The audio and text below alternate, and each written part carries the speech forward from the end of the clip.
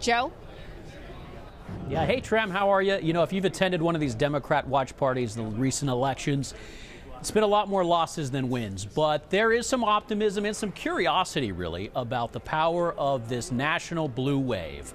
Just how big is it? How strong is it? And is it strong enough to carry across the finish line some of the most prolific names here, being David Garcia and Kyrsten Sinema? Now, Garcia, the educator running for governor, has the longer odds against him. Some of the polls showing him double digits behind the incumbent, Governor Doug Ducey. Garcia got an early endorsement from the Arizona Education Association and really tried to emphasize his credentials as the candidate who could lead the reinvestment in public schools. But then the 20 by 2020 plan was passed by Ducey and the legislature, who you heard Tram mention, and that did take some of the wind out of the sails from Garcia's message. But he pushed forward. He had key endorsements from several unions, the Giffords organization. Earlier today, we caught up with David Garcia, meeting and greeting voters in Tucson, making that final push, getting some celebrity endorsements in recent days from names like Mark Ruffalo. He also had Bernie Sanders come through town recently, trying to bring his clout. And tonight, David Garcia is hoping that he can get a big reaction from independents who have decided they want to go his way as opposed to the last 4 years with Doug Ducey. Now, up the I-10 in Phoenix, Kyrsten Sinema was greeting voters, making her final pitch.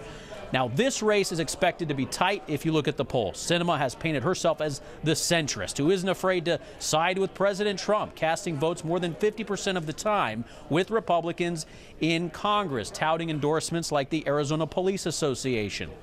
When we caught up with her earlier today, she was maintaining an optimistic posture. Take a listen.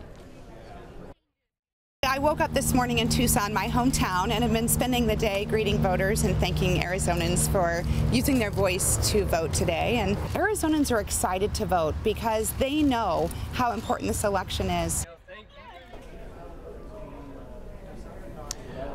Certainly they know how important this election is. That's why we're seeing such a huge turnout. Another question we'll be watching here tonight as it unfolds, some of these teachers who have jumped into politics for the first time as Democrats, can they flip some of these legislative seats here in the state? Many storylines playing out. We will be on top of all of it. For now, though, we'll send it back to you. Thanks, Joe. We should find out a lot more at about 8 o'clock tonight when we get our first vote dump.